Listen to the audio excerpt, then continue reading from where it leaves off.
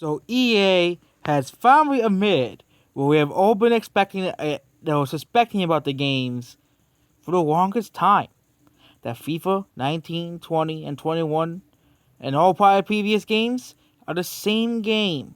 Okay? FIFA 20 and 21 are the same game. Let's merely watch the swaps. EA finally admitted that they don't care about the games. That FIFA is the same game every year. Madden is the same game every year. NHL is the same game every year. And yeah, those so-called gameplay innovations in the PS4 and Xbox One titles are probably not gameplay innovations. They're not really changes. They have these such tiny changes that they're not really changes. They're the same games every year. So it's not part of the Switch version. They'll probably all talk about the PS4 and Xbox One version. And a bunch of idiots will still probably buy this game anyways, because that's how people are. It's like, oh, it's the next FIFA game. I'll buy it on the Switch.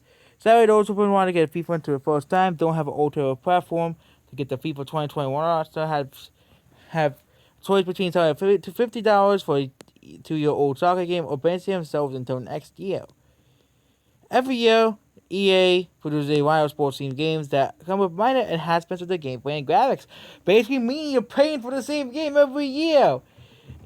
It isn't rocket science to realize that FIFA has been the same game every year, but have slowly improved since the first FIFA title in 1993. Players in the Nintendo Switch version may have heard the time telling the difference between the games over the past 2 years. That's because there aren't many. FIFA 21 was released on October 6th on a variety of platforms, including the Nintendo Switch, while platforms on the PS4 and Xbox One include new mechanics modes and mechanics modes. Legacy Edition is open about the lack of innovation. The official description of FIFA 21 on the eShop says that have used the same gameplay innovations for FIFA 20 without any new significant development and significant enhancements. Of course, we have all been suspecting that EA has been doing this for years. EA basically giving people the same game with very new enhancements. And these so-called enhancements are not really enhancements. It's just the graphics that are slightly better from the previous games. Madden as well. Madden and FIFA are always the same game every year.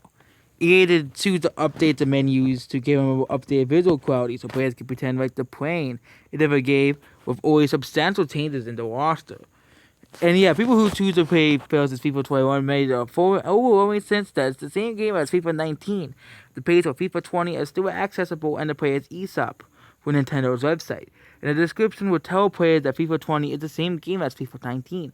Nevertheless, EA and Nintendo have removed both FIFA 19 and 20 from the eShop, making it possible for players to purchase a digital version of other previous titles.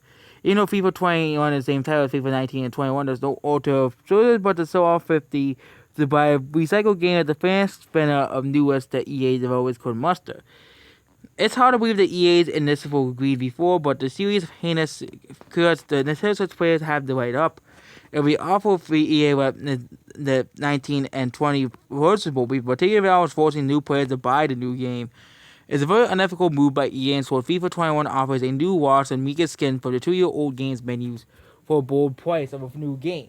And again, EA is basically giving you the same games over and over and over again as well. Yeah, and there we go. FIFA 21, complete garbage like all the other FIFA games. And maybe people will finally wake up and realize that they're buying the same game over and over and over again. You know, all FIFA games and no innovations in the games whatsoever. Nothing new, nothing interesting. That's the same games over and over and over again. And that's basically it. Goodbye.